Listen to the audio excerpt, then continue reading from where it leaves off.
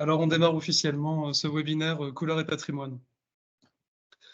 C'est un plaisir pour nous à Artemisia de pouvoir réaliser ce webinaire en si bonne compagnie avec Anne-Françoise Barthélémy de l'Agence Wallonne du patrimoine et Philippe Fagot qui est entre autres formateur à Artemisia. Sur le thème de couleurs et patrimoine, et dans le cadre d'un projet Erasmus partenariat, intitulé Peintres Eurocalif, les peintres restaurent leur savoir-faire. Et donc ce webinaire est l'une des activités que nous réalisons dans le cadre de ce projet, qui est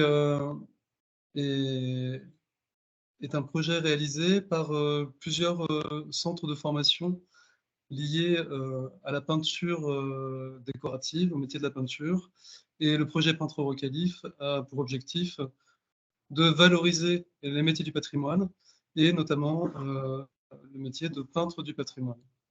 Le webinaire que nous faisons aujourd'hui sera disponible en replay sur le site peintredupatrimoine.com. Nous faisons le webinaire Couleurs et patrimoine parce que nous pensons que c'est complètement dans l'actualité et parce que le patrimoine, vous le savez, c'est avant tout une question de transmission. Et donc, je vous propose aujourd'hui de partir en voyage avec deux guides exceptionnels. Anne-Françoise Barthélémy, qui est historienne de l'art de formation et qui travaille à l'Agence Wallonne du patrimoine, où elle anime et coordonne aussi un master de spécialisation interuniversitaire sur les questions du patrimoine bâti.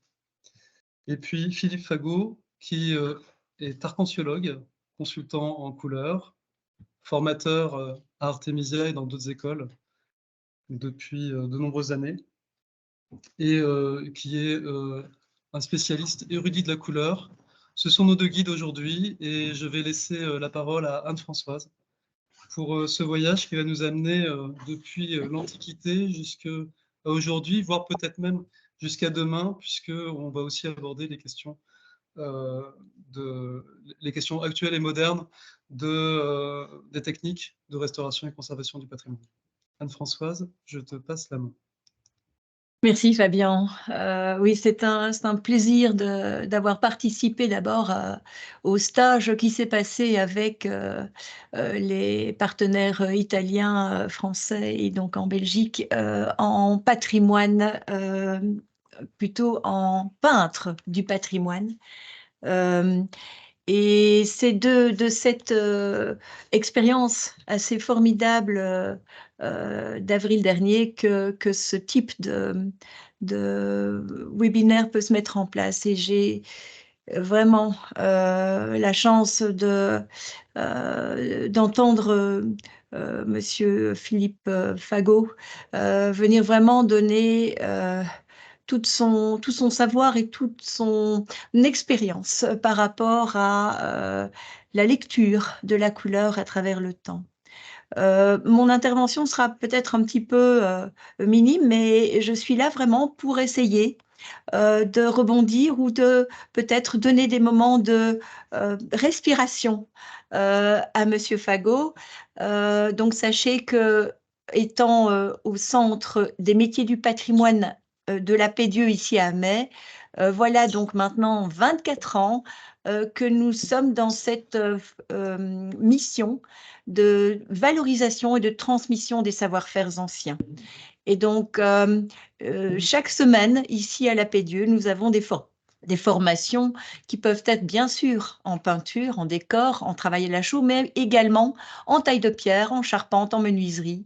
Et c'est dans ce cadre-là que cette intervention m'a été demandée, et aussi par rapport, comme l'a exprimé Fabien, la formation interuniversitaire en conservation, restauration du patrimoine. Donc voilà, j'espère venir apporter à ce beau, à ce beau parcours que va nous faire vraiment parcourir Monsieur Fagot, parcours de la couleur à travers le temps.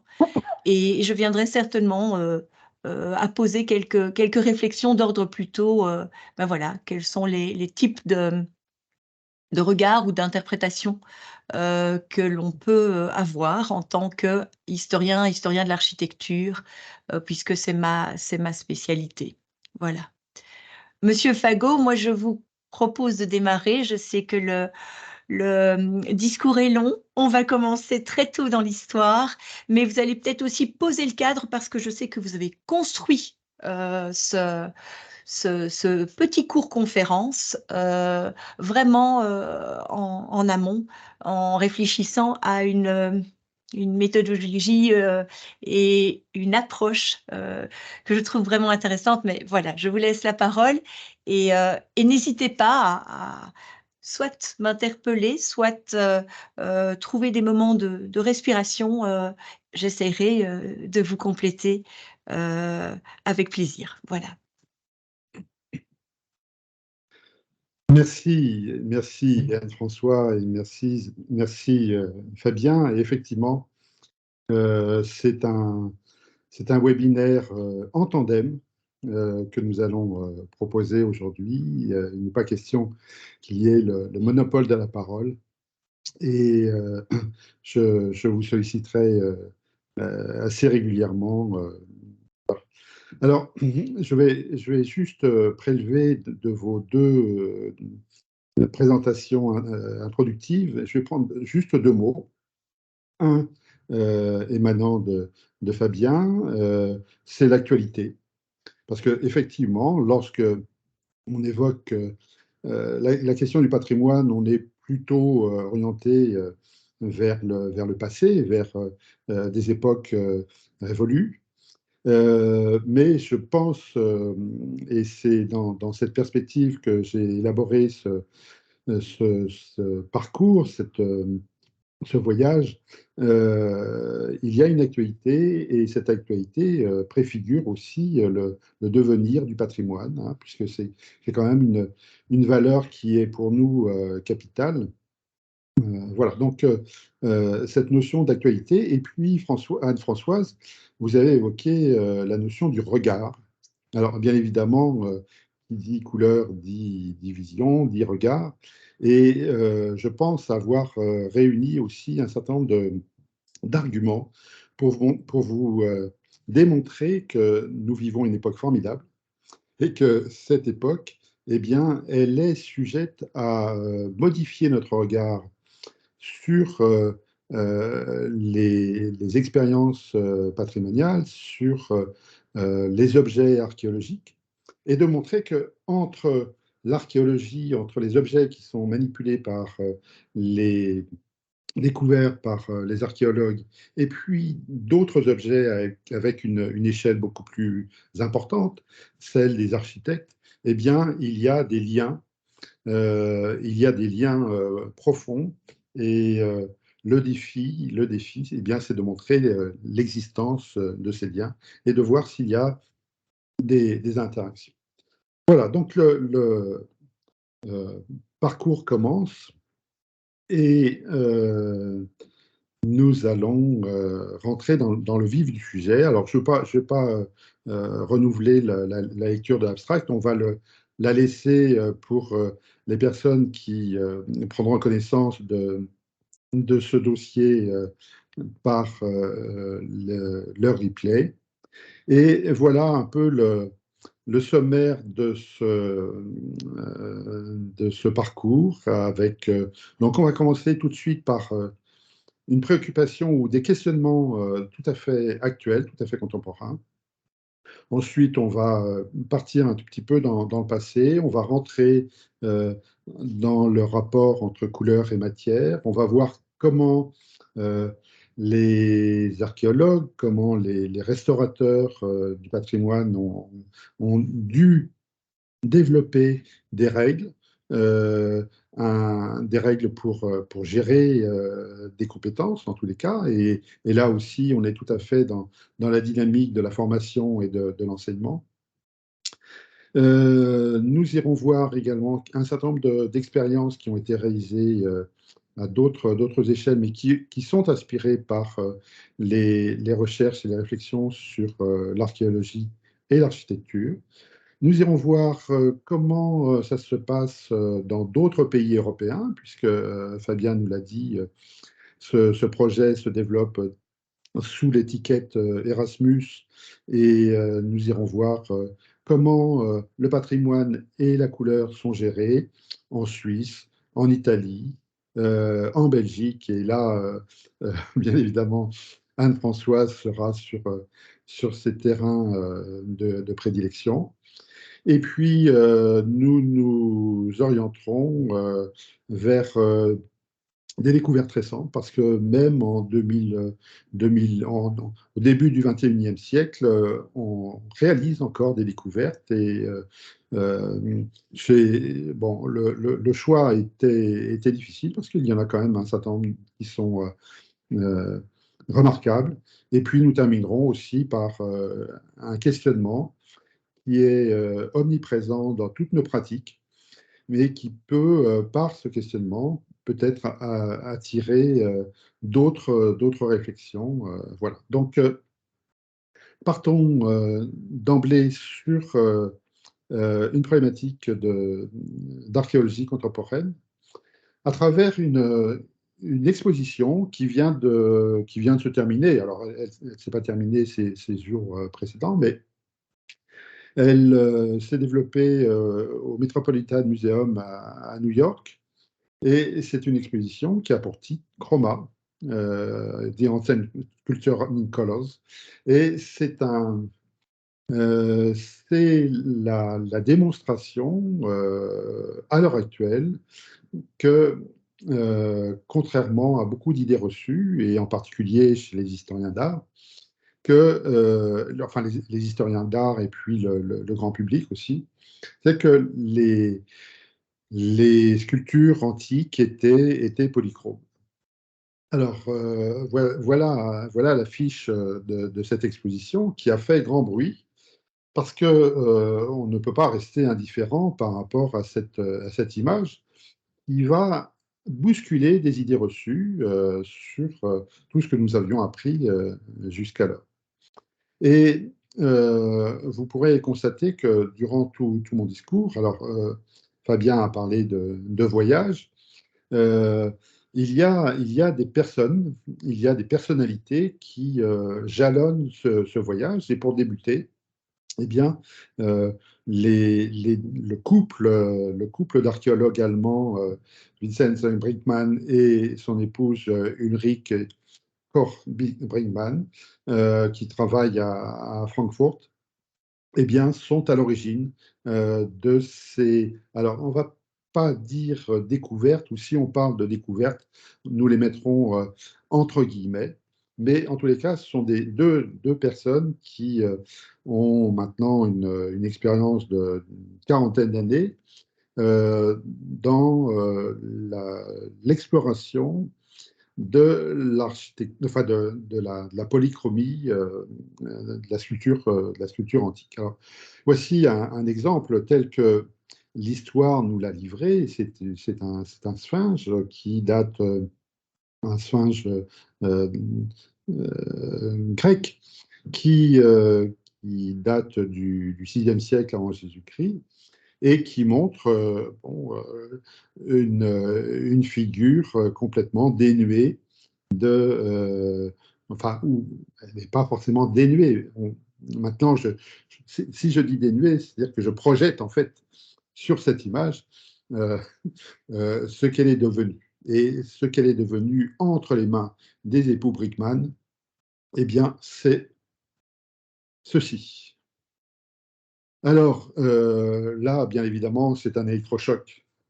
C'est un électrochoc parce que, habitué depuis des siècles et des siècles à considérer que l'architecture et la sculpture grecque étaient monochromes, ou en tous les cas achromatique, Et de découvrir cette proposition, là, c'est assez vertigineux. Alors, il s'avère que tout en respectant l'origine, le modèle original, les époux Brickman vont identifier à travers toute une série de matériel et de processus scientifiques, ils vont identifier qu'il y a des microtraces pigmentaires sur cette sculpture en ronde bosse.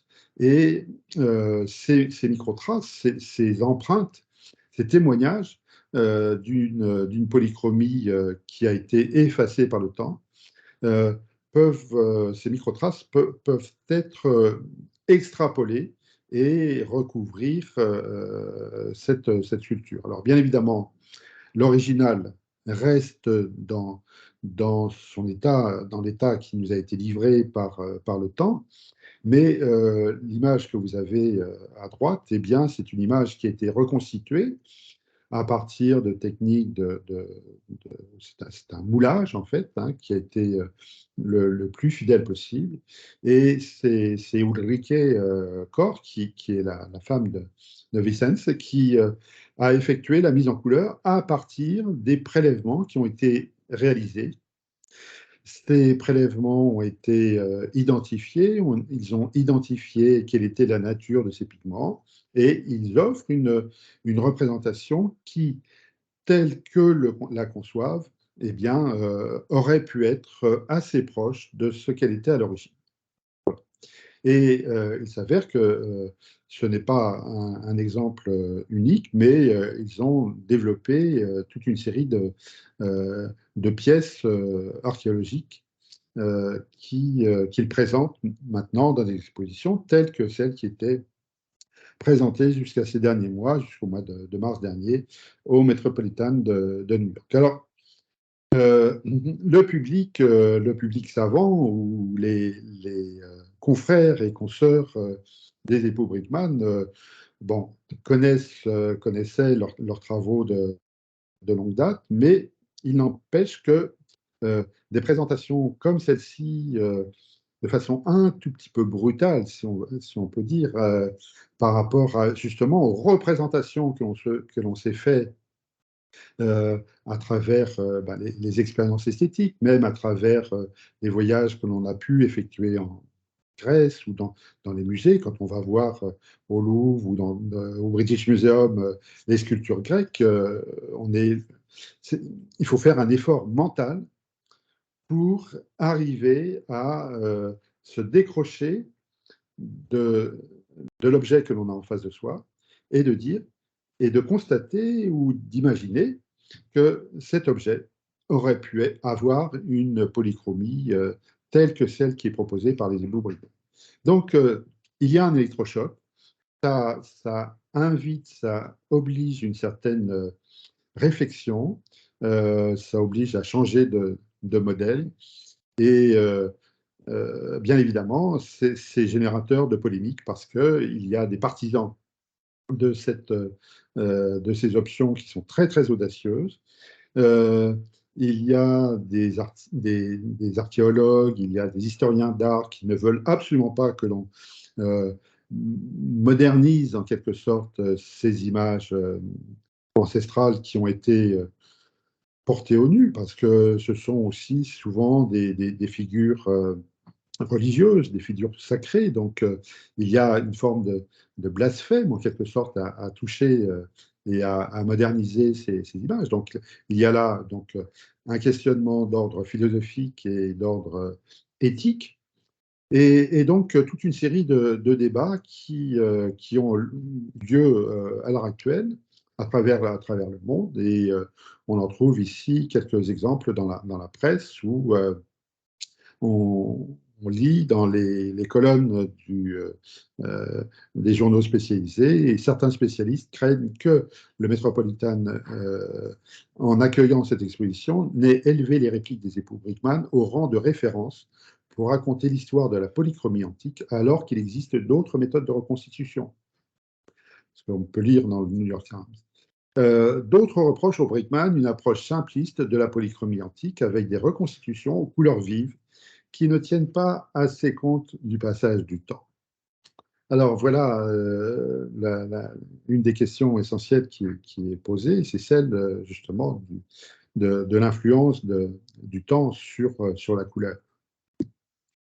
Et Je me puis, permets Monsieur Vago, je me permets d'intervenir parce que je trouve que justement cette révélation qui a été donnée dans cette exposition et qui est quelque part un choc correspond en réalité aussi à une évolution de la méthodologie d'approche des archéologues. Vous savez que nous avons dans l'histoire de l'architecture en conservation-restauration plusieurs évolutions du concept de conservation-restauration. Eh bien, dans la méthodologie de recherche en archéologie, il y a eu toute une période au XIXe siècle où on cherchait la ruine, on cherchait plutôt pas justement la réalité, mais où on aimait se conforter dans ce romantisme de la ruine. Et donc, le non coloré faisait partie de cela. Or, il y a eu après une série d'archéologues qui ont développé des méthodologies d'approche et de recherche beaucoup plus scientifiques, où là, on a été essayer de retrouver les pigments. Donc, c'est vrai que le choc en exposition, c'est de voir tout à coup ces couleurs apparaître, mais elles proviennent aussi de toute une réflexion de l'évolution du travail du restaurateur ou de l'archéologue. Et donc ça, je trouve que c'est intéressant de montrer qu'il y a une vraie dichotomie et évolution dans la, l'analyse des ressources que nous avons.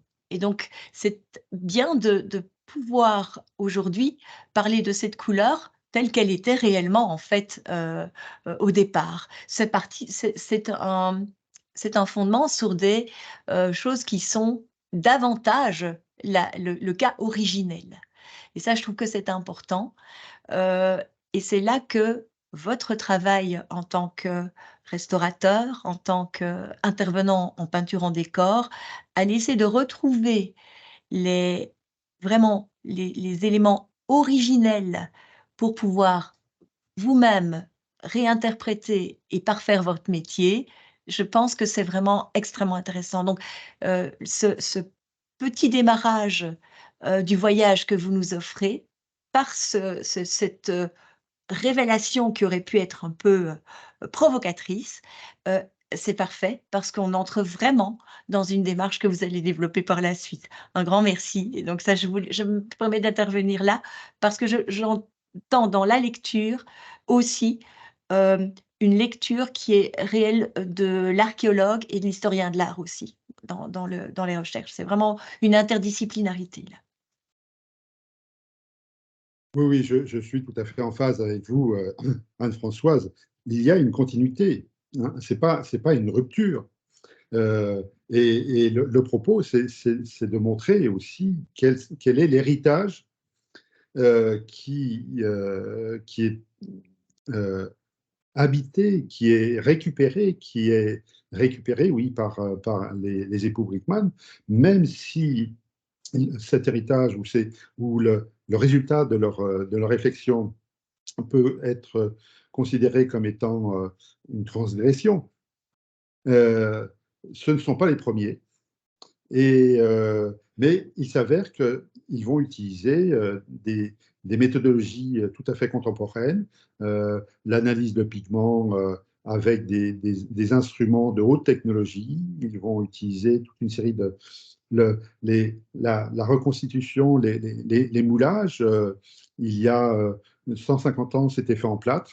Et bien maintenant, c'est fait en résine. C'est excessivement, on a toute la peau, toute la texture des matériaux qui est reconstituée. S'il y a des défauts, on les maintient, on les conserve. Donc, voilà, c'est absolument passionnant. Mais, vous avez parfaitement eu raison d'apporter votre regard ici. D'autant plus, chère Anne-Françoise, que, en fait, cette exposition qui a été élaboré par les époux Brinkmann il y a maintenant une bonne quinzaine d'années, arrive chez vous en Belgique. Euh, et vos compatriotes, ou même tous tous nos étudiants qui pourraient être amenés à aller passer un week-end en Belgique pourraient aller jusqu'à Tongres, au musée gallo-romain, puisque depuis quelques jours, vraiment depuis quelques jours, et là encore une fois, nous sommes en pleine actualité, depuis quelques jours, une partie de l'exposition qui était au Metropolitan Museum arrive en Belgique. Alors, comment ne pas faire plus actuel, hein, dans notre propos et de montrer qu'il y a, après, alors, les Brickman travaillent à Francfort, mais donc les premières expositions se sont développées en Allemagne. Après, elles ont voyagé, elles ont été aux États-Unis, à Harvard, elles ont été au Vatican. Pour l'instant, pas encore en France. Et ça pourrait être là aussi une question à se poser. Est-ce qu'il n'y aurait pas une forme de réticence de l'intelligentsia française à avoir des modèles qui bousculeraient un tout petit peu? Alors, ceci dit, je suis un petit peu mauvaise langue parce que, en principe, et là encore une fois, c'est la totale actualité, il y a 2 jours, c'était le 28 novembre, devait sortir la version française, l'édition française de cet ouvrage qui s'appelle Les Antiquités en couleur. J'espérais l'avoir aujourd'hui, mais bon, les éditeurs n'ont pas pu me livrer. Alors, sachez que vous pourrez trouver dans les jours qui viennent en librairie, je ne fais pas de publicité, mais en tous les cas, je cite mes sources. Voilà, cet ouvrage. Alors, comme Françoise l'indiquait, il y a eu des périodes, et en particulier le 19e siècle, où il y a eu des mouvements intellectuels, des mouvements esthétiques qui ont fertilisé le romantisme, une approche du romantisme, un regard à travers la nature. Et parmi l'un des grands fondateurs de ce mouvement esthétique, qui a eu pour nom le néoclassicisme, eh bien, on trouve un philosophe allemand, Winkelmann, qui a eu une influence absolument considérable sur l'ensemble de la communauté européenne par rapport à l'esthétique, en particulier, alors, l'esthétique des objets, mais également l'esthétique architecturale. Et c'est lui qui est, en quelque sorte, à l'origine de la revendication de l'authenticité des matières. C'est-à-dire que, pour lui, dans son esprit, l'art antique,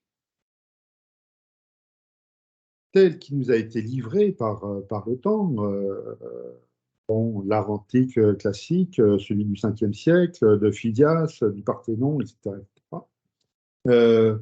Cet art antique ne pouvait absolument pas, dans son esprit, dans l'esprit de Winkelmann, ne pouvait pas être polychrome.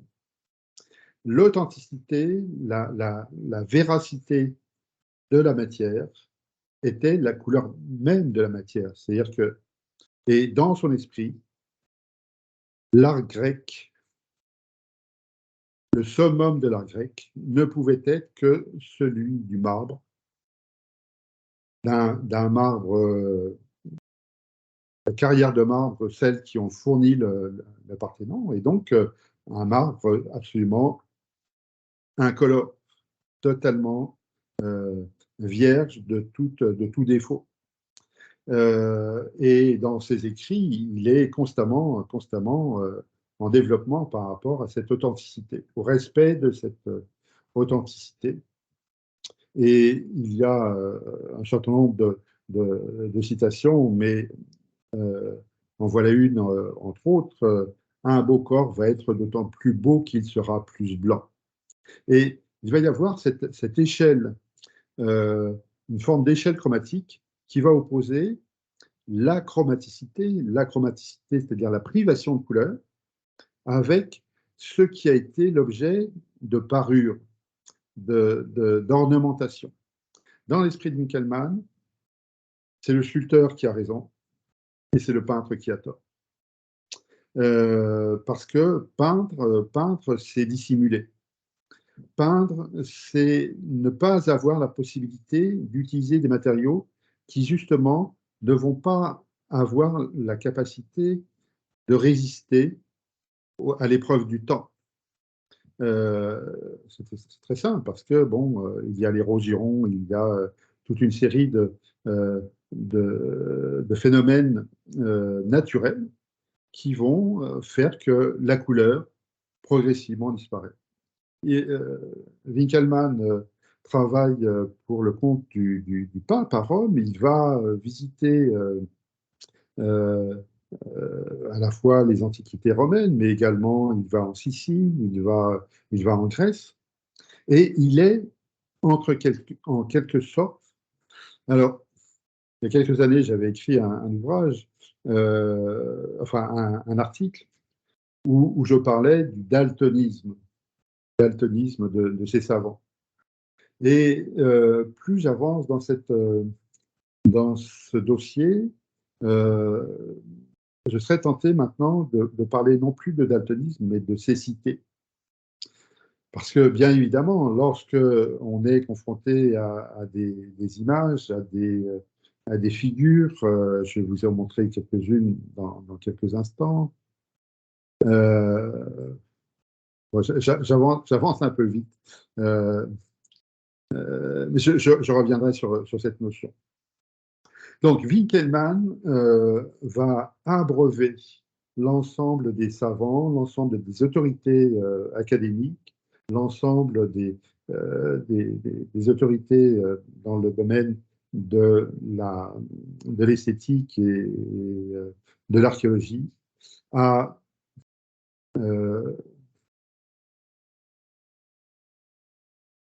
ne privilégier que la forme et les matériaux bruts, en quelque sorte. Et jusqu'à l'époque qu'évoquait Anne-Françoise, au XIXe siècle, il y a le romantisme qui naît de façon préfigurée en Allemagne, un peu plus tard en Angleterre et encore beaucoup plus tard en France. Et ce romantisme va changer l'attitude que les contemporains ont par rapport à la nature, et ils vont admettre aussi une forme d'intérêt par rapport à ce qui relève du mouvement des matières. Du mouvement, les matières n'ont pas un aspect figé, mais elles vont se façonner, elles vont se modifier de façon non pas spectaculaire, mais de façon très douce dans la durée. Et Prosper Mérimée en particulier en est un. Et l'un de ses suiveurs, bien évidemment, Viollet-le-Duc, va être lui aussi baigné par ce mouvement romantisme qui va développer aussi ce qu'on a appelé le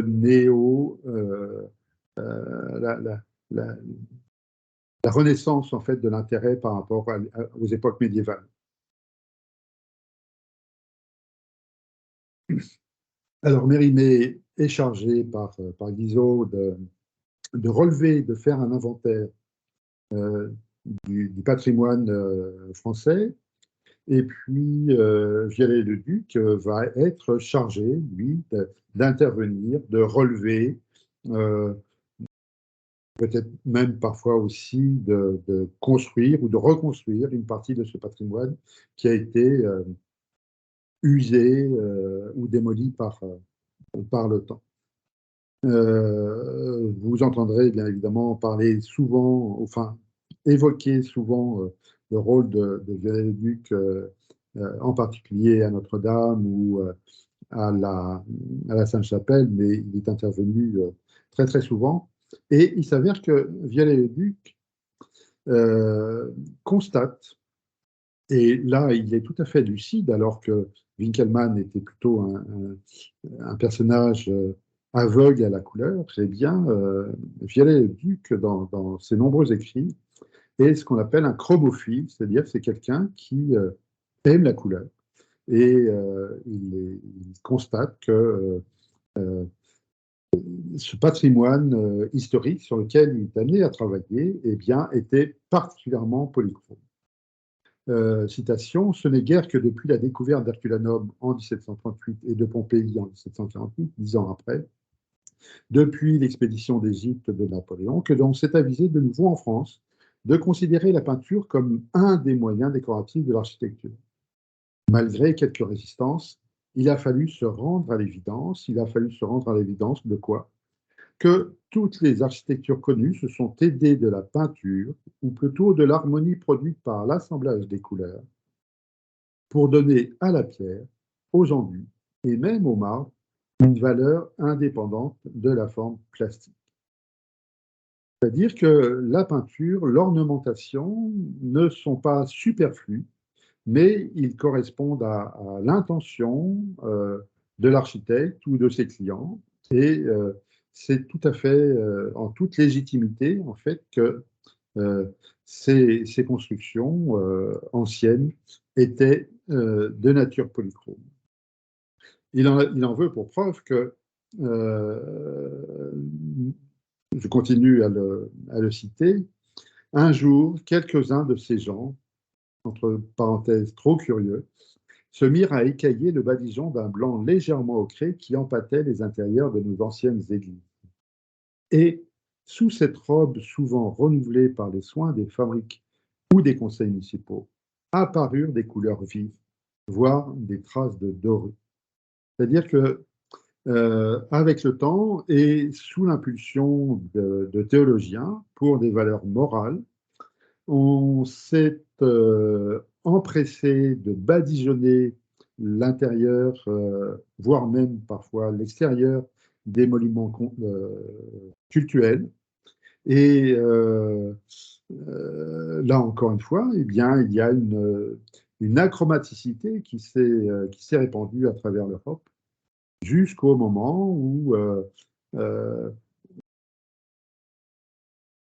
retirant le badigeon tel qu'il est simulé sur l'image de droite, eh bien, derrière cette peau, eh bien, on trouvait des signes, des figures, des signifiants qui demandaient à être restaurés.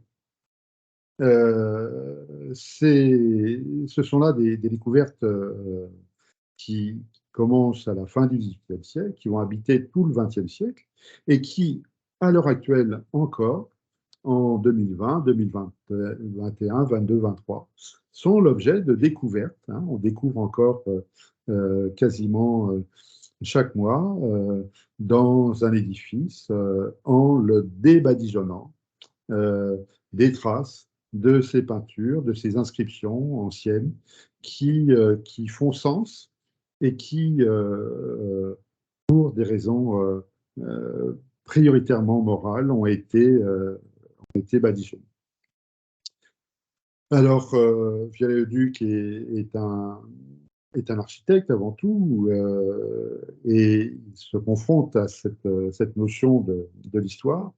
Et dans l'un de ses écrits les plus renommés, il va identifier, en fait, c'est un dictionnaire d'architecture, il va décrire réellement ce qu'est un badigeon. Le badigeon est une peinture d'un ton uni que l'on passe indistinctement sur les murs et les divers membres d'architecture, extérieurs ou intérieurs, d'un édifice. Ce n'est guère que depuis 2 siècles que l'on s'est mis à badigeonner à la colle ou à la chaux les édifices, afin de dissimuler leur vétusté et les inégalités de couleur de la pierre sous une couche uniforme de peinture grossièrement appliquée. La plupart de nos anciennes églises ont été ainsi badigeonnées à l'intérieur à plusieurs reprises, c'est-à-dire qu'il y a des couches successives auxquelles on est confronté à l'heure actuelle, à plusieurs reprises, de sorte que les couches successives de badigeon forment une épaisseur qui émousse tous les membres de moulure et la sculpture. Souvent, le badigeon est venu couvrir d'anciennes peintures dégradées par le temps. Il est donc important de s'assurer lorsque l'on veut enlever le badigeon, qui ne cache pas de traces précieuses de peinture ancienne, et dans ce cas, il doit être gratté ou lavé, qu'avec les plus grandes précautions. Ceci est écrit et publié en tous les cas en 1867 et est toujours tout à fait pertinent plus de 150 ans après. Donc il y avait là une conscience de la fragilité de ces peintures anciennes, de ces premières représentations picturales, et qu'il y avait la nécessité de les remettre à jour, mais avec énormément de précautions. Parallèlement, et ça c'est aussi intéressant sur plan linguistique, Viollet-le-Duc décrit donc ce qu'est un badigeon, mais dans l'esprit du temps, il y a un autre terme qui est celui de débadigeonner. De débadigeonner, c'est un terme qui n'a pas de trace contemporaine dans les dictionnaires, mais qui, dans l'esprit des acteurs, dans ceux qui interviennent sur le terrain,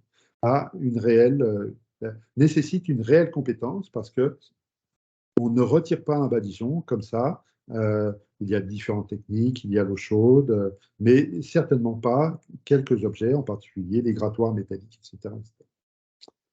Nous avançons J'ai juste envie de faire une petite demande, c'est une question. J'ai l'impression que ces badigeons de chaux ou lait de chaux, pour rendre la surface plane, impeccable, bien blanche, voire blanche un peu jaune, n'était-ce pas aussi dans une mode d'hygiène et donc il y a la partie en effet presque religieuse, hein, de cacher certains enseignements qui étaient bien sur nos murs, mais peut-être aussi ce besoin à un moment donné d'hygiène et de propreté, de plus net. Est-ce que ce n'est pas un petit peu dans cette idée-là, ces badigeons qui ont été, parce que vraiment beaucoup de bâtiments étaient comme ça, comme nettoyés, hein, pour rendre les choses plus propres. Alors, c'est une hypothèse.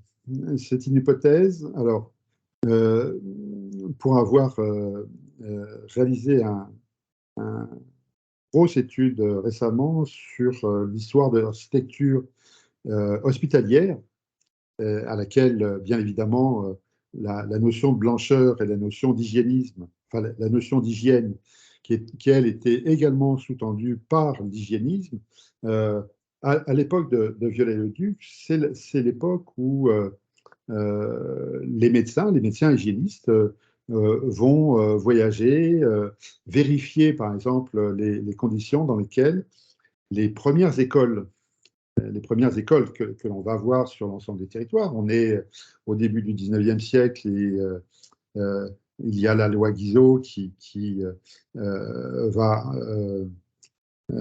prescrire le fait que chaque municipalité doit avoir une maison d'école.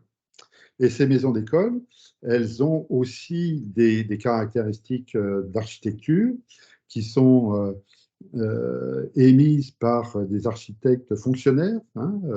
Il y a des services d'architecture au ministère de l'Instruction publique qui vont décrire que l'idéal pour apprendre, eh bien, il faut qu'il y ait une cour avec des arbres, avec des platanes. Il faut qu'il y ait l'arrivée de lumière naturelle. Il y a un certain nombre de critères. Et en particulier, au niveau des revêtements, il faut que ces revêtements muraux soient les plus hygiéniques possibles. Et c'est comme ça qu'on commence à voir apparaître des notions du type le gris de lin, par exemple, ou le fameux vert pastel que certains d'entre nous ont connu et qui a perduré. Donc, il y a très probablement, parce que c'est conjoncturel, c'est la même période, il y a très probablement cette notion d'hygiénisme. Mais par rapport à l'antériorité qui fait que les théologiens, à un moment donné, avec Saint-Bernard en particulier, Saint-Bernard va insuffler le fait que la vision dans la, la, la démarche théologique, la vision prône l'audition.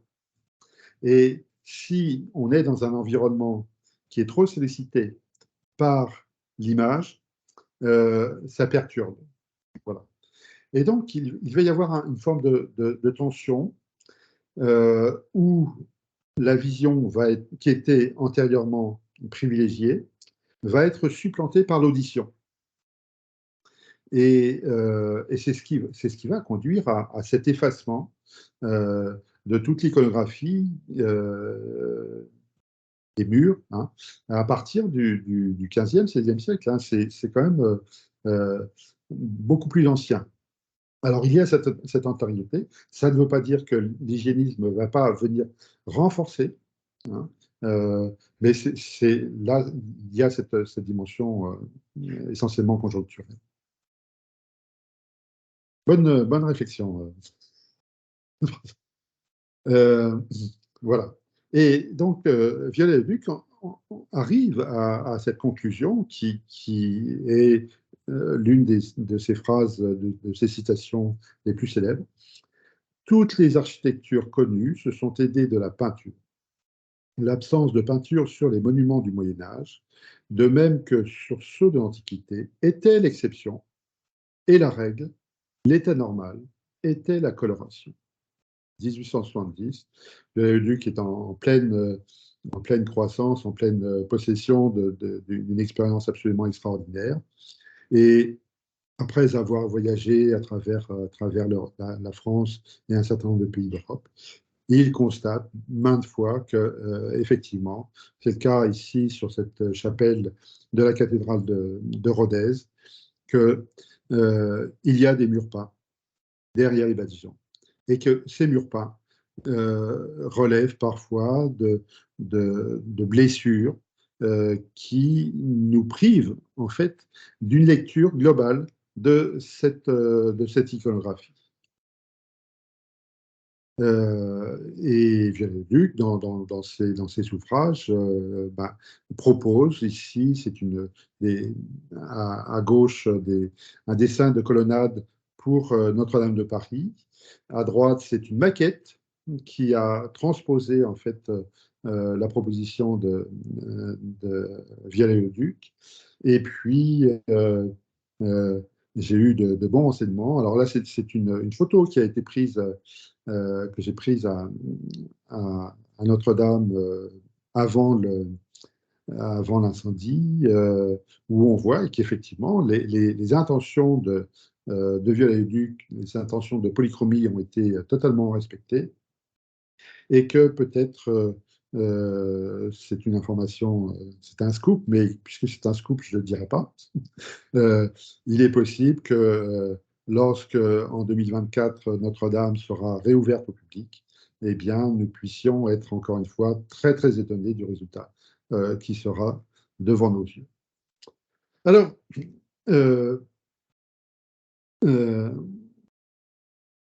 Viollet-le-Duc est un architecte. Il est soumis à des autorités, notamment des autorités académiques. Et c'est le cas de ce personnage d'allure quand même assez sévère. Hein, je ne sais pas comment vous le ressentez, mais je le trouve assez sévère. Antoine Chrysostome, Quatremaire de Quincy, qui a un pouvoir total sur l'intelligentsia, sur les archéologues, sur les architectes, et lui est absolument opposé. Il est dans la lignée en fait de Winckelmann. Il est absolument opposé à la moindre présence d'une coloration sur cette architecture ou cet objet antique. Voilà une de ses citations. L'architecture en tant que telle ne peut rien représenter de naturel dans les corps en tant que ces formes tirent leur valeur d'un ordre indépendant de la matière. Donc, il n'y a pas besoin d'essayer d'aller plagier l'architecture, n'a nul besoin de couleurs pour remplir sa vraie destination. Donc, seule la forme et les matériaux essentiels sont amplement suffisants. Que les modernes, alors toujours du même auteur, toujours du même auteur, que les modernes ont aperçu soit en réalité sur les monuments, soit en récit chez les écrivains des traces de ce goût pour la polychromie, il semble qu'il se soit accordé tantôt à les effacer comme injurieuses au génie de l'Antiquité, donc là c'est flagrant, hein. L'Antiquité, c'est la chromaticité, c'est la blancheur en quelque sorte, tantôt à en dissimuler l'existence, et presque toujours à en détourner les yeux. Voilà. C'était le cas de Winkelmann. Winkelmann visite des chantiers de fouilles en Sicile, et il constate que il cherche même pas, c'est de la pierre, c'est du caillou, c'est du grès, voilà. Et il est impensable qu'il y ait la moindre trace de coloration. Et à l'époque, au 19e siècle, au début du 19e siècle, tous les architectes devaient, pour valider leur examen, effectuer un voyage sur les traces de leurs ancêtres. Donc c'était soit sur les traces romaines, soit sur les traces hellénistiques. Et voilà l'un des dignes représentants de cette époque, Jacques-Ignace Hittorf, grand architecte qui a laissé pas mal de traces, notamment à Paris. On lui doit la gare du Nord, on lui doit des théâtres, le cirque d'hiver, c'est lui qui l'a construit, etc., etc. C'était vraiment un personnage absolument euh, remarquable. Et Hittorf, comme tous ses camarades architectes, comme l'aura fait également Charles Garnier avant de construire l'opéra, effectue ce voyage dans l'Antiquité, et il arrive à Sélinonte, donc en Sicile. Et qu'est-ce qu'il trouve à Sélinonte? Eh bien, il trouve un temple, le temple d'Empédocle, qui est en quelque sorte assez, assez similaire à ce que vous avez sous les yeux, hein. Ici, c'est une photo qui est récente, hein, qui date de 2018. Voilà le témoignage qu'il a de l'existence de ce temple. Et son travail, eh bien, va consister, le travail que Quatremer de Quincy et les autres autorités de l'architecture demandent, eh bien, c'est d'effectuer un relevé métrique, et non seulement d'effectuer un relevé, mais également de restituer euh, éventuellement le temple tel qu'il aurait pu être à l'origine. Et Hittorf, pour présenter son diplôme, eh bien, propose cette reconstitution. Alors, il passe de ruines, de fragments de pierres, de socles, de cailloux, où on va voir toute une série de... ce sont des fragments, et son imagination va devoir reconstruire, reconstituer cette architecture. Et Hittorf, comme Garnier, eh bien, vont, à travers les expériences et à travers les découvertes des archéologues, montrer que cette architecture qui est sous leurs yeux achromatique, hein, c'est de la pierre, eh bien, elle était complètement revêtue d'enduits, et des enduits absolument polychromes.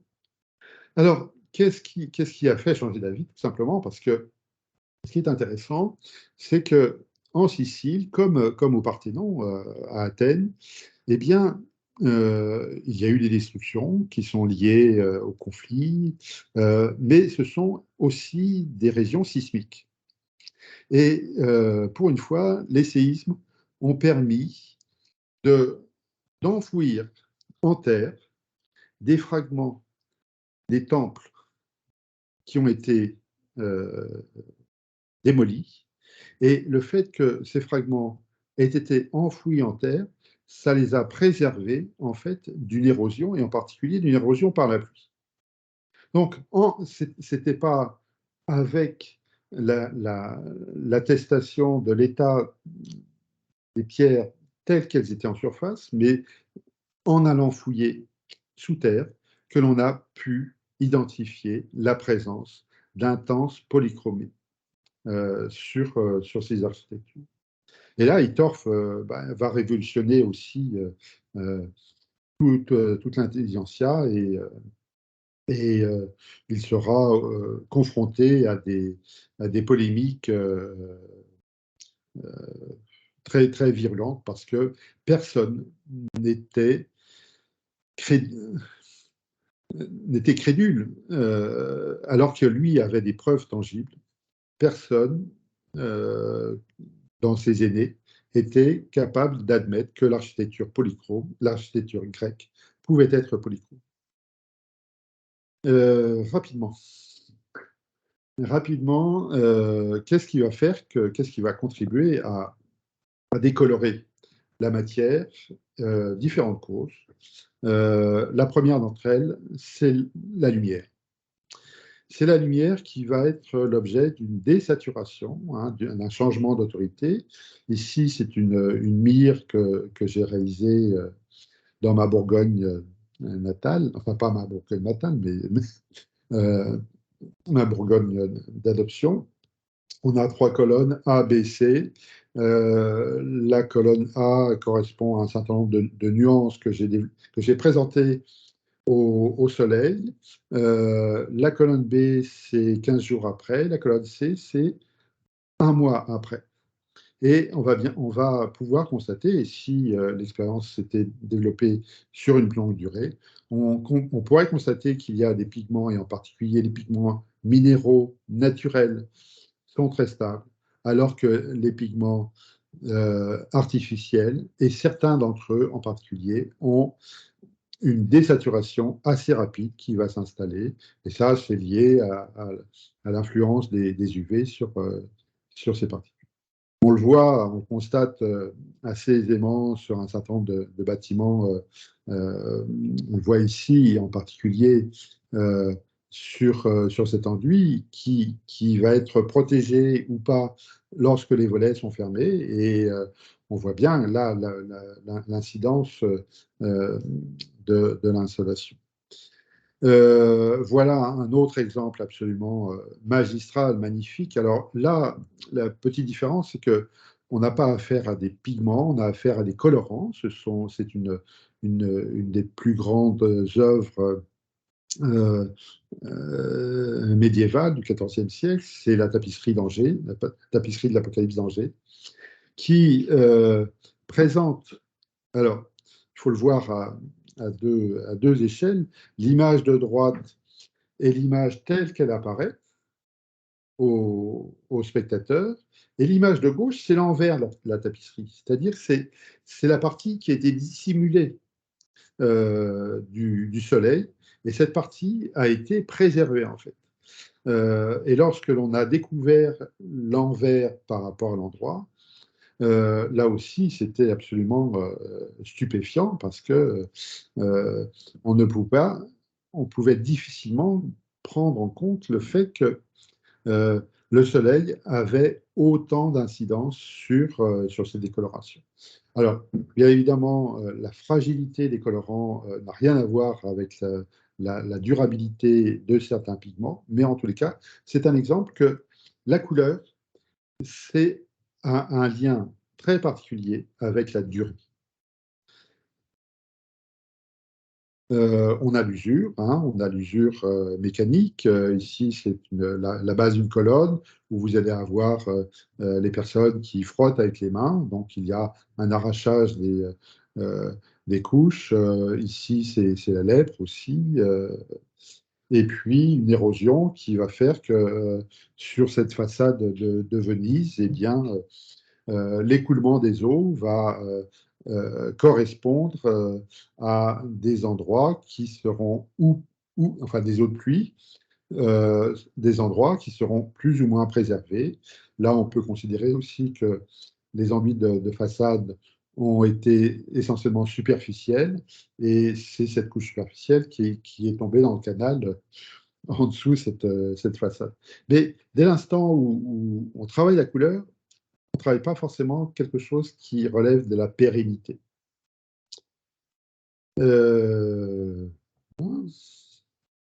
Et donc, on va trouver aussi dans les archives des recommandations d'archéologues qui vont, lorsque des restaurateurs sont amenés à travailler sur des travaux anciens, eh bien, les archéologues vont leur recommander d'éviter d'utiliser des pigments modernes et plutôt de continuer à avoir l'utilisation de pigments tels qu'au moment où l'œuvre a été élaborée. Et puis, ça c'est très important, parce que quand on pense à des ressources naturelles, on imagine de façon un peu naïve que ces ressources sont éternelles. Eh bien, malheureusement, non, et c'est le cas de ce pigment, ce magnifique pigment que l'on trouve dans la région de Vérone, qui va disparaître de la palette des peintres et des restaurateurs, tout simplement parce que le gisement est en train de s'épuiser et que toute l'utilisation qui est réalisée par ces pigments, c'est essentiellement des travaux pour lesquels il y a eu une identification précise, hein, mais on ne peut plus l'utiliser pour des travaux modernes, des travaux de décoration.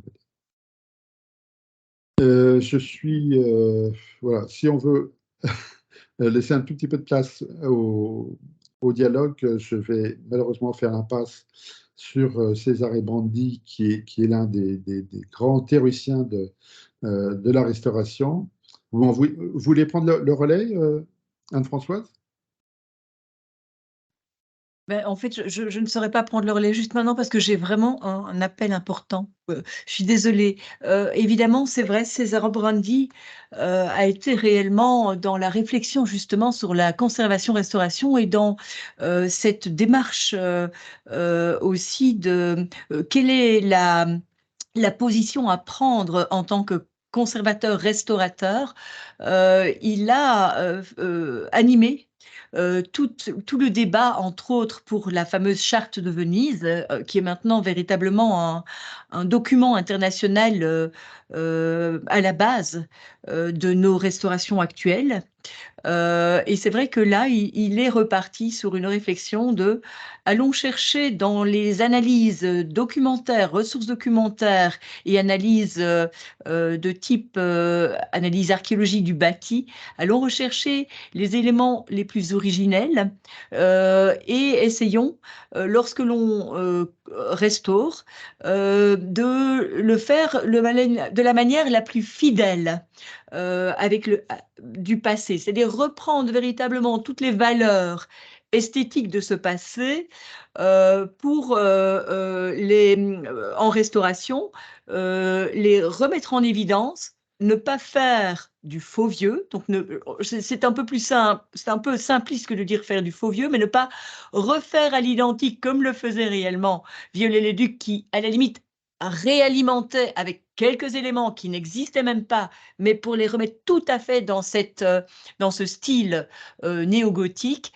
Cesare Brandi fait toute une réflexion extrêmement intéressante. Je ne sais pas particulièrement sur la couleur ce qu'il a donné, mais en tout cas au niveau de l'architecture, il fait partie avec Raymond Lemaire, de toute cette réflexion de lorsque l'on intervient, que l'on réaffecte un bâtiment, qu'on lui redonne une vie, une seconde vie, il s'agit de respecter l'ensemble des données originelles et si l'on vient d'intégrer une nouvelle ouverture pour la nouvelle fonction ou un nouvel élément, alors il faut le faire de manière contemporaine, dans le respect finalement du passé, tout en intégrant les techniques contemporaines que nous avons et le confort contemporain. Donc c'est une réflexion qui est très comment exposé dans les ateliers pratiques et dans les études de cas avec les universitaires là, qui sont dans ce master de spécialisation.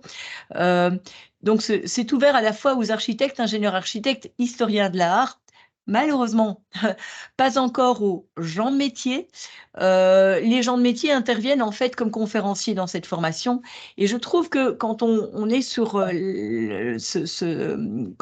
cette diapositive qui parle de César Brandy, je trouve qu'il est intéressant de dire que toutes les réflexions qui ont été données là très tôt, hein, dans les années 50, et pour la charte de Venise, si je ne me trompe, c'est en 64.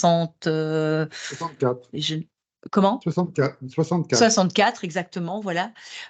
Déjà, à cette époque, il y a eu toute une réflexion qui est extrêmement une réflexion contemporaine, qui était une réflexion que l'on remet au goût du jour aujourd'hui, puisque nous essayons d'intégrer le confort et l'énergie et la problématique des sources énergétiques dans nos bâtiments actuels.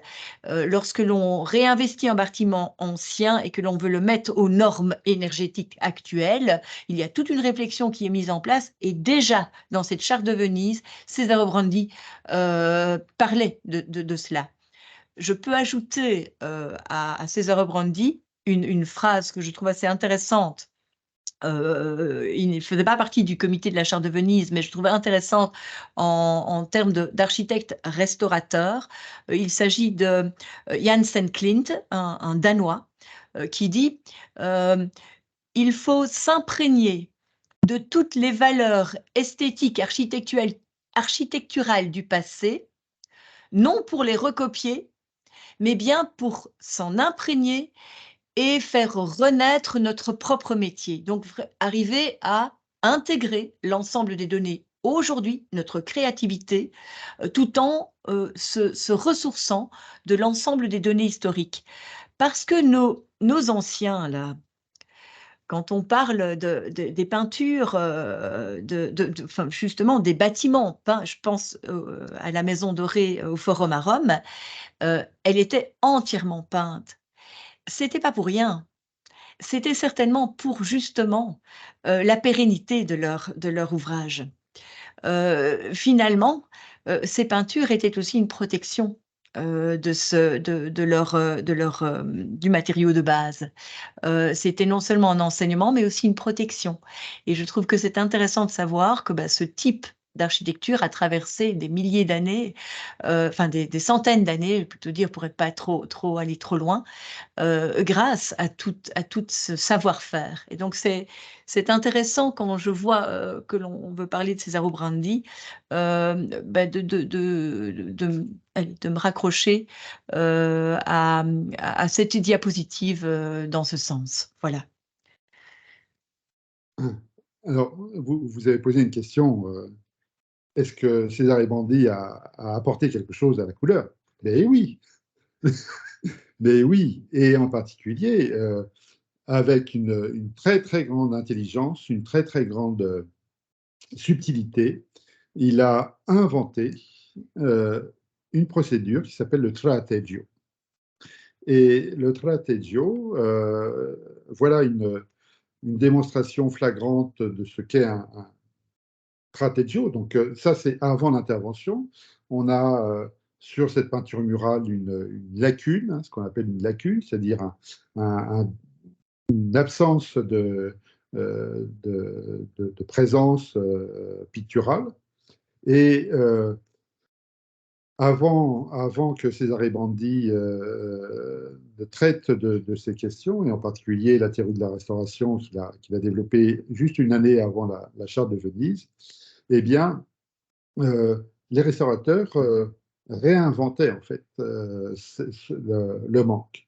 Et César Brandy va suggérer, va même un peu plus que suggérer, va créer une méthode qui est une méthode en quelque sorte d'illusion, qui est, pour simplifier, assez proche du pointillisme qui avait été développé par les impressionnistes.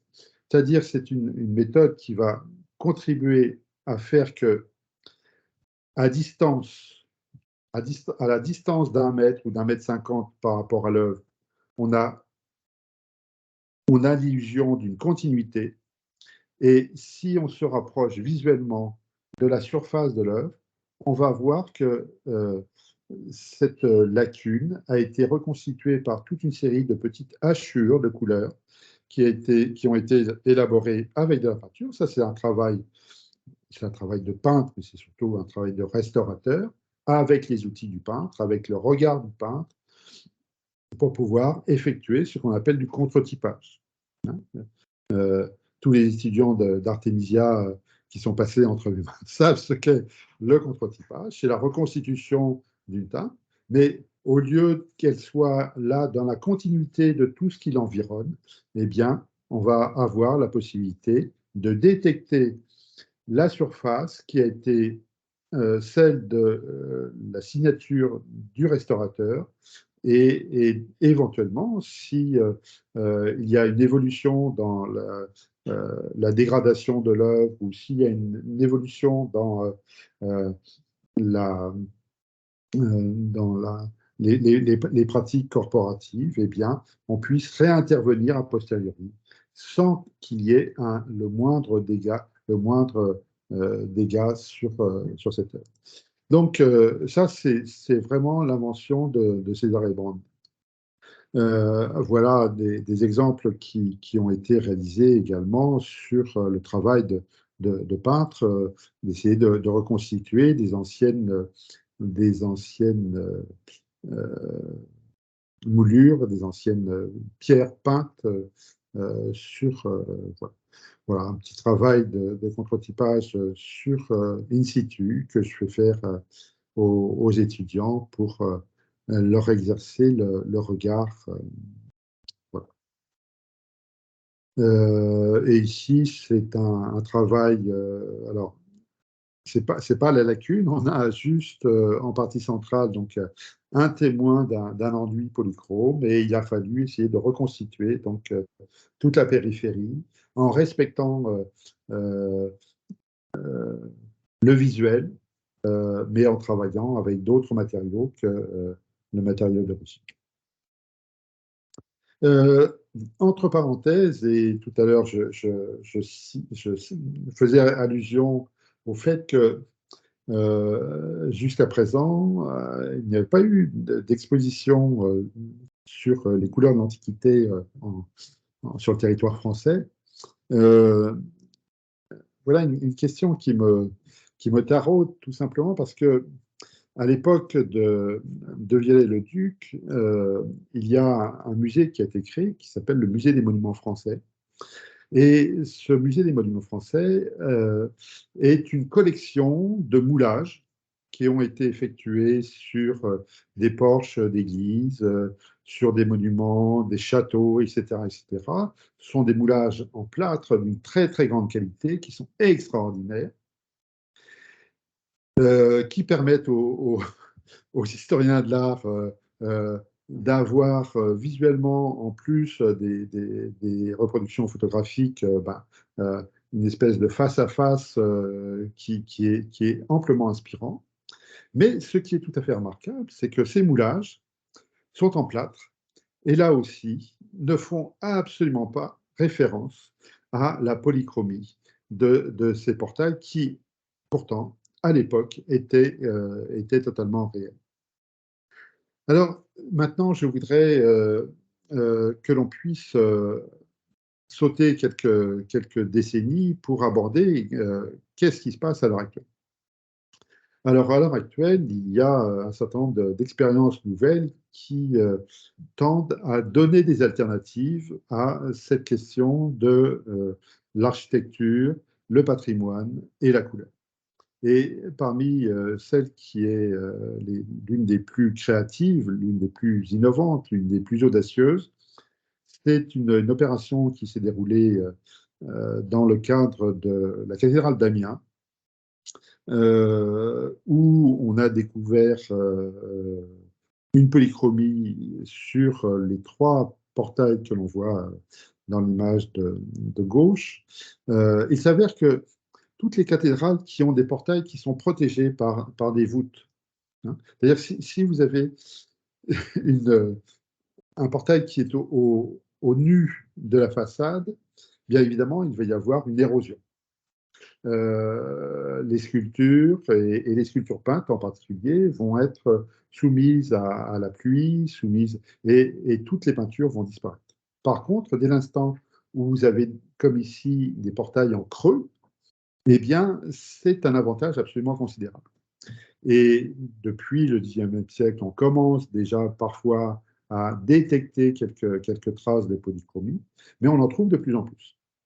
Et la question est de savoir, est-ce que l'on doit reproduire cette polychromie ou pas, ou la laisser? Et voilà, cette alternative qui a été proposée donc, à Amiens, c'est de projeter sur la façade un,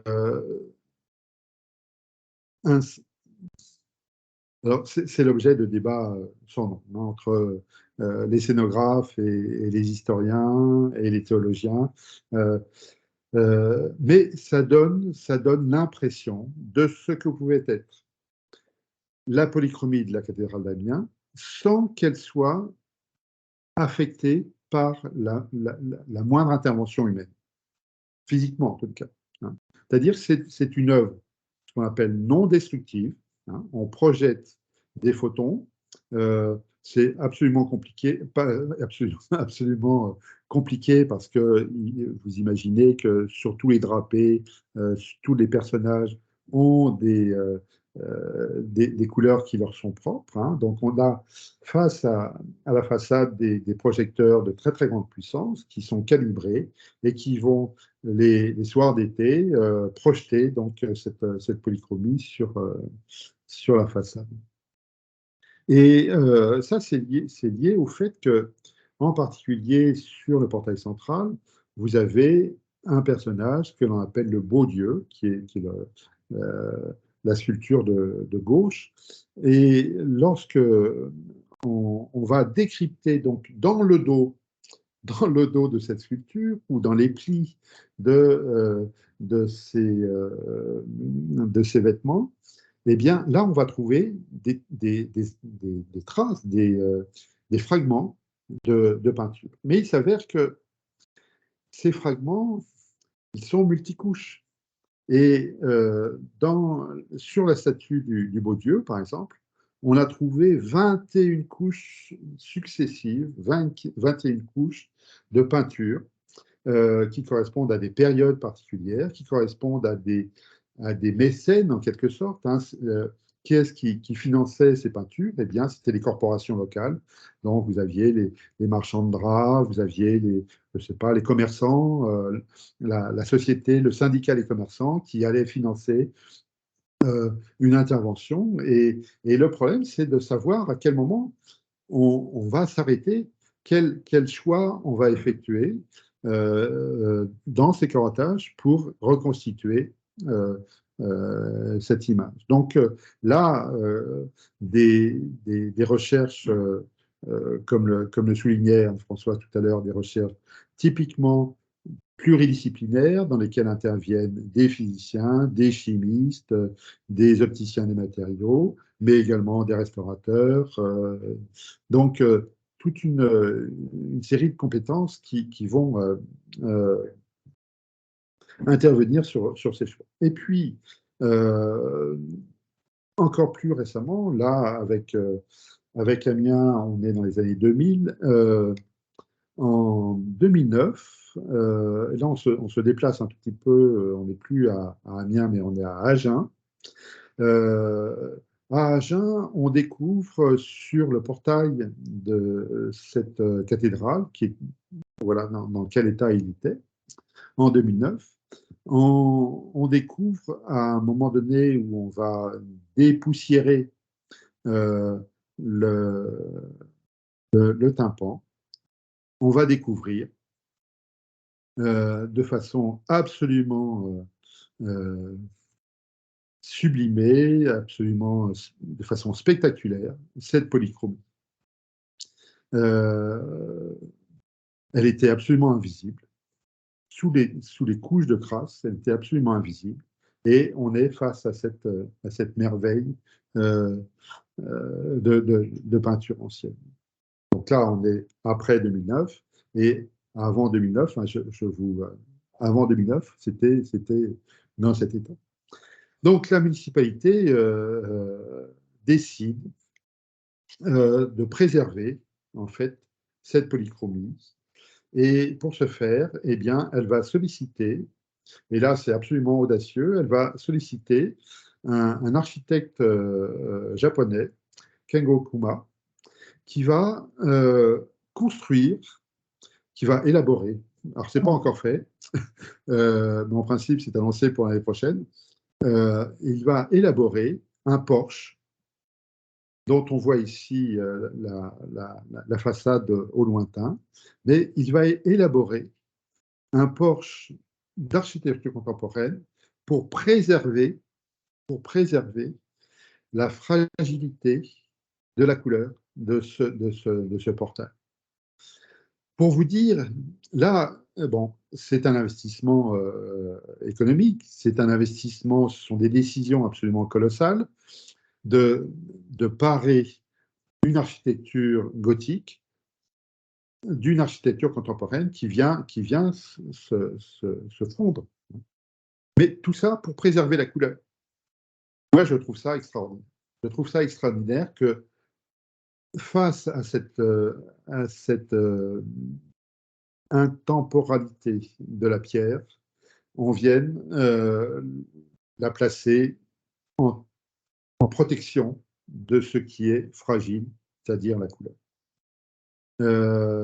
Et voilà de profil, donc on a sur la partie gauche le portail qui sera totalement préservé à la fois de l'érosion de la pluie, mais également de la désaturation, enfin de l'effet d'insolation, pour redonner, encore une fois, une forme de pérennité à ce portail ancestral. Le projet a été élaboré avec beaucoup de spiritualité par Kengo Kuma et son... Voilà. Et en principe, ça devrait être livré en 2024. Ils sont en train d'essayer de trouver des matériaux locaux pour avoir cette présence du génie du lieu sur cette architecture contemporaine. Rapidement, voilà d'autres approches, une approche que l'on va trouver en Suisse. Ici, on est à Fribourg, où là, les restaurateurs, contrairement à ce qui se passe en France, eh bien, les restaurateurs interviennent directement sur les sculptures. Ils vont repeindre les sculptures. Alors, bien évidemment, il y a aussi tout un travail documentaire, mais c'est une approche complètement opposée à celle que l'on trouve en France. Alors ici, c'est Fribourg. On la trouve également à Berne, hein, où on va avoir ce portail qui, comme vous le voyez, est aussi un portail en creux, donc qui a été préservé des érosions. Et les restaurateurs interviennent directement sur cette surface.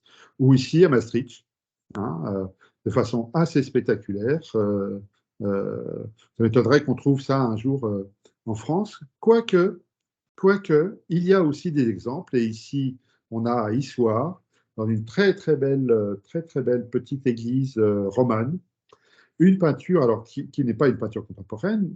Cette peinture a été réalisée à la demande de Viollet-le-Duc par un peintre local qui a eu quelque sorte l'entière liberté, et peut-être même un peu parfois des excès, parce qu'on lui reproche par exemple la polychromie des chapiteaux de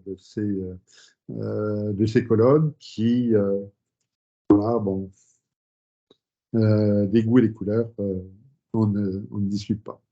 Et voilà, et on arrive petit à petit chez Anne-Françoise, qui va prendre la parole pendant que je me... Oui, alors comment ne pas donner un exemple évidemment d'art nouveau de Victor Horta, en Belgique. Ici, il s'agit d'une maison privée à Mons, hein, la maison Losso. Et alors, on voit que la couleur, enfin, tout était très important dans le détail pour Horta. D'abord, la couleur, elle arrive aussi par la verrière. Donc, c'est intéressant de voir que les éléments colorés et font vraiment partie du génie de l'architecture de Victor Horta euh, sont également des éléments qui donnent un sens à l'espace, donnent une respiration à l'espace. Et là, je trouvais que cette illustration montrait combien le verre, la couleur du verre, le vitrail et la source lumineuse est un élément extrêmement important. Les murs sont évidemment carrément peints, mais avec des espèces de carton cuir. C'est assez particulier comme technique. Ces éléments relativement sombres, finalement, voient leur, beauté grâce à la prise de lumière par la verrière et la prise de lumière zénitale. On voit également sur le côté les luminaires. Bien, les luminaires, nous avons sur le plafond une série de petites peintures, si je peux dire, qui sont à la fois de la dorure et des éléments de nouveau de couleur qui correspondent aux différents éléments du mobilier. Tout est dessiné jusqu'au moindre détail, hein. Il n'y a pas un élément qui n'est pas conçu dans le projet architectural, et je trouve intéressant d'avoir mis cette photo de chez nous où l'intervention de la couleur dans l'architecture fait vraiment partie de du projet architectural et de la mise en place de l'espace architectural. On est complètement dans couleur et architecture, mais dans le sens réellement vraiment du génie du lieu. Donc voilà, ça j'aimais bien de l'ajouter, parce qu'on parle beaucoup évidemment souvent d'édifices religieux. Ben, c'était l'occasion de parler aussi de l'architecture plus civile. Voilà.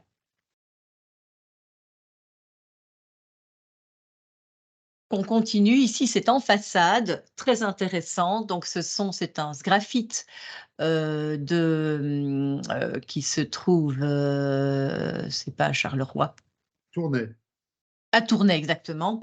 Et là, c'est un sgraffite art déco beaucoup plus contemporain, mais également où la couleur a énormément d'importance. Et voilà, c'est un des exemples aussi en Belgique intéressant. Et on peut passer à la suivante, où là, je crois que nous allons aller sur une maison, voilà, c'est ça, un sgraffite de Paul Cauchy.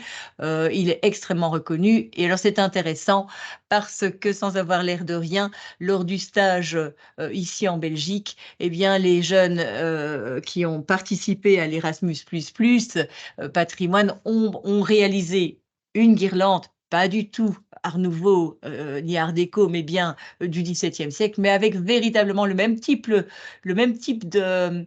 ah oui, évidemment, moi j'ai un stick, mais que vous ne voyez pas, le même type de travail de ce graphite. La guirlande a été réellement faite aussi. Donc c'est un système, le sgraphite, c'est 3 couches et finalement on doit évider la couche pour arriver à la couche noire, pour arriver réellement à voir le motif. Et puis la dorure, évidemment, qui vient aussi mettre un peps à cette intervention colorée sur l'architecture. Ce sont vraiment des éléments remarquables. Et aujourd'hui, ben voilà, les jeunes ont travaillé cette technique. Ça peut être tout à fait exceptionnel de pouvoir aussi encore travailler ce type allez, de compétences picturales dans vos métiers, quoi. Donc, voilà, c'est pour ça que ce sont des exemples que je trouvais intéressants à venir insérer dans le merveilleux parcours proposé par Philippe Fagot. Voilà. Merci. Voilà, et alors là, c'est très exotique. C'est très exotique. C'est un temple bouddhiste qui, lui, ne connaît pas cette notion de patrimoine. Enfin, c'est pas qu'ils ne connaissent pas la notion de patrimoine, mais c'est un renouvellement continuel. C'est-à-dire qu'il y a un entretien permanent qui fait que ce sont des tonalités qui ne sont jamais altérés par le temps. Voici un exemple tout à fait particulier qui nous ramène également par rapport à tous les exemples antérieurs qui étaient plutôt issus de l'architecture cultuelle. Là, on est tout à fait dans l'architecture civile et on est nous sommes en Normandie et l'image mentale que nous avons de l'architecture traditionnelle normande, eh bien, c'est celle de gauche, hein, c'est-à-dire des pans de bois plutôt sombres, des remplissements en maçonnerie qui ont été échelés, c'est-à-dire qu'on est plutôt sur du noir et blanc très, très simplement. Et lorsque l'on va pratiquer dans ces enduits la même technique que l'on utilise en archéologie, c'est-à-dire que lorsqu'on va effectuer des carottages, eh bien, on va trouver en profondeur une polychromie telle que celle qui a été reconstituée sur ce manoir. Et là, il y a aussi matière à réflexion. L'image de gauche, c'est celle qui nous a été livrée par le XVIIIe et XIXe siècle, alors qu'antérieurement, eh bien, on était dans un environnement très, très, très surprenant par rapport à notre sensibilité contemporaine.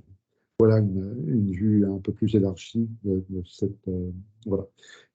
Rapidement, quelques découvertes récentes avec les découvertes archéologiques qui ont été effectuées à Xi'an en Chine, avec cette armée de, de fantassins. Vous voyez à peu près la proportion de ces sculptures en terre cuite face aux personnages qui sont en train de les soigner et de les restaurer. Ils sont quasiment en grandeur réelle.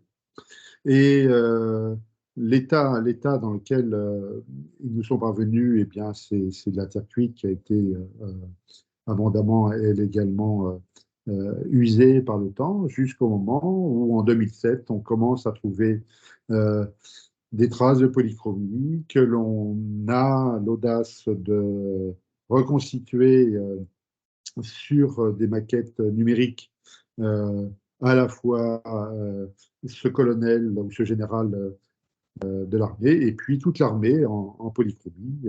Voilà, donc ça c'est un lien entre les techniques ancestrales et l'archéologie. Voilà. Et je voulais en conclusion vous proposer alors c'est plus qu'une boutade, euh, mais si je vous interrogeais en vous demandant, vous avez en face de vous un enfant de 4 ans, et que vous lui demandez de dessiner un soleil, il y a de fortes probabilités pour que euh, ce soleil soit un soleil jaune. Là, bon. C'est un stéréotype, on pourrait dire, qui est pour nous tout à fait euh, traditionnel. Et si on pose la même question à un enfant asiatique, eh bien, la réponse de l'enfant asiatique sera plutôt de donner un soleil rouge. Alors, qu'est-ce qui fait qu'il y a, d'une part, par rapport au même objet, deux représentations complètement différentes, d'une part un soleil jaune et d'autre part un soleil rouge? Eh bien, c'est que notre rapport au temps, notre rapport mental, notre rapport civilisationnel par rapport euh, à sa durée, fait que dans notre esprit, euh, le jaune est associé au soleil, au zénith, c'est-à-dire c'est quelque chose qui est stable, qui est pérenne, qui dure, alors que pour la sensibilité asiatique, ce qui leur importe, c'est la variabilité, c'est le fait que les couleurs changent, évoluent avec le temps, avec les circonstances, et on est là sur des notions absolument opposées. Hein. Nous cherchons à avoir cet ancrage éternel, on pourrait dire, alors que pour les Asiatiques, eux, c'est tout à fait naturel que la couleur s'efface parce que ça fait partie aussi de sa nature. Et c'est sur cette notion que je voulais conclure cette présentation en espérant qu'elle vous ouvre des perspectives de réflexion et de pratiques nouvelles. Voilà. Merci. J'avais envie de rebondir sur cette diapositive parce que par rapport à la restauration et par rapport à la démarche de restauration, eh bien, les Asiatiques ont une culture très différente. C'est-à-dire que, comme vous l'avez dit tout à l'heure, les temples à Angkor, par exemple, sont jamais complètement abîmés parce que d'année en année, les anciens montrent la technique et ils refont les éléments de la même manière, avec les mêmes techniques, avec les mêmes dorures, avec les mêmes pigments. Et donc, comme vous dites, c'est éphémère, mais ce côté éphémère, c'est aussi dans la transmission. Donc, nous, on essaye que les choses restent pérennes, on restaure et on essaye de trouver des solutions pérennes. Eux, et donc à ce moment-là, il y a du déconstruire, reconstruire et apporter un élément contemporain éventuellement, tandis que dans le monde asiatique, la restauration, c'est la transmission entre le jeune qui apprend le métier de celui qui l'a réalisé et qui finalement, on démonte et on remonte entièrement, mais à la même manière, de la même manière. Et je trouve que c'est intéressant de voir que la couleur est également dans la même lignée que la réflexion par rapport à la conservation, à la transmission. C'est vraiment un beau petit lien à mettre. Donc voilà, c'est encore une petite donnée qui me plaît d'ajouter. Je vous remercie vraiment énormément, Monsieur Fagot, parce que on pourrait ouvrir aux questions-réponses si les jeunes qui sont présents là ont envie de poser des questions. Je trouve que ça peut être une petite conclusion, mais véritablement votre regard, votre compétence et parcours a permis vraiment d'engager une série de réflexions assez intéressantes et ouvertes. Merci, vraiment merci beaucoup. Merci Anne-Françoise.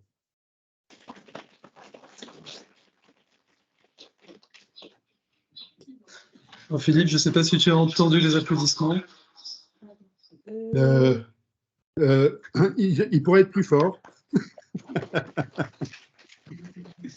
C'est l'ennui de la visioconférence, c'est qu'on ne peut pas le faire tous ensemble et que tu puisses l'entendre. Mais ils existent, ils sont là, ils sont amplement mérités. Un grand merci à vous deux pour ce voyage. On vous a dit qu'on voyagerait, on l'a fait. On s'est même retrouvés sur plusieurs continents, à travers plusieurs époques. Moi, j'ai quand même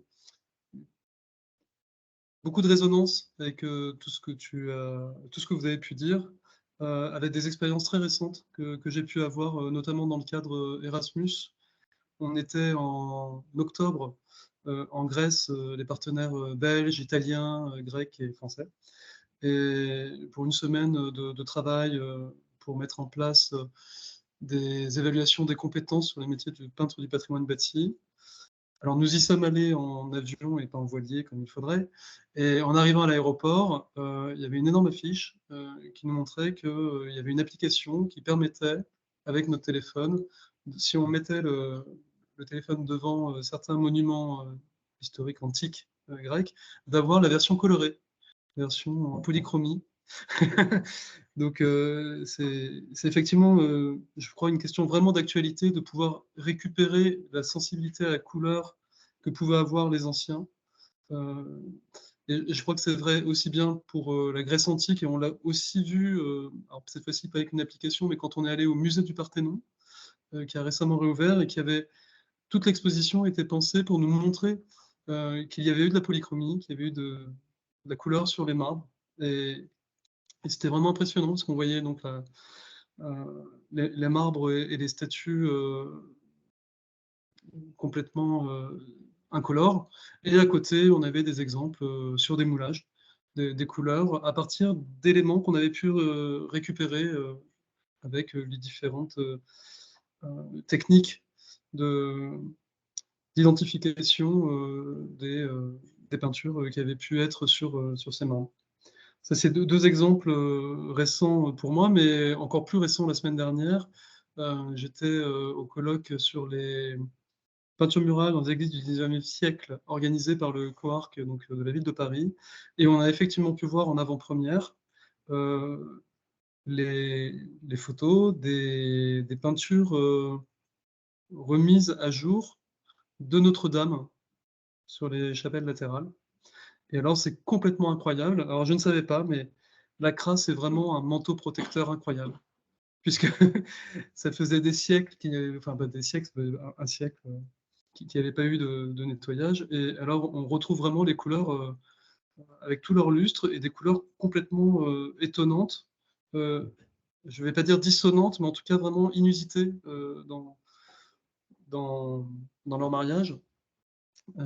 Et je pense vraiment que les personnes qui vont aller à Notre-Dame lorsque ça va réouvrir vont être plus qu'étonnées, vont même se demander si c'est vraiment le même monument. Et je crois que c'est ce que tu disais tout à l'heure, Philippe, avec les 21 couches de peinture.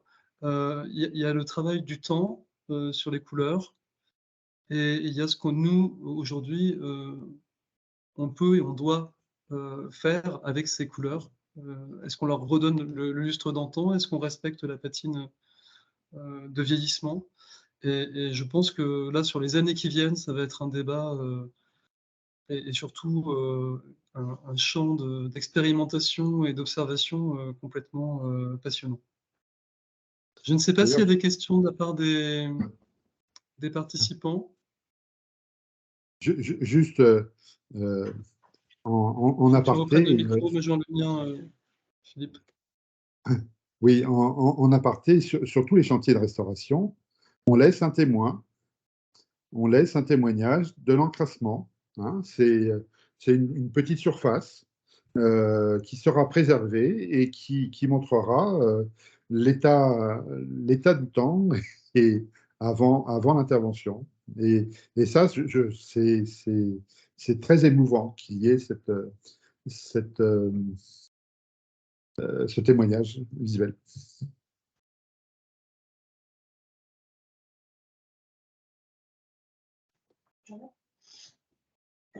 Est-ce qu'il y a des questions de la part des personnes qui suivent le webinaire?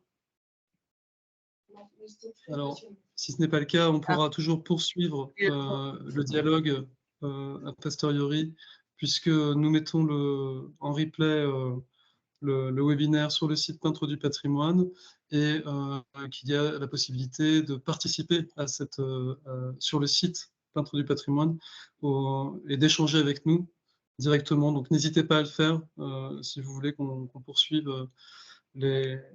et qu'on développe plus avant les questions qui ont été abordées pendant cette heure et demie. Un grand merci vraiment Du côté des à amarres, Françoise et Philippe d'avoir joué le jeu, parce qu'on a décidé de faire ce webinaire il y a très peu de temps. Et donc, je suis vraiment ravi de cette première qui appelle à des suites, je l'espère. Merci à vous. Bon week-end à toutes et à tous. Merci de votre attention.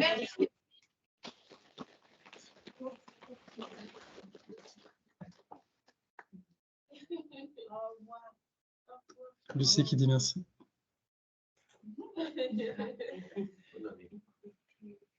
C'est bon pour moi.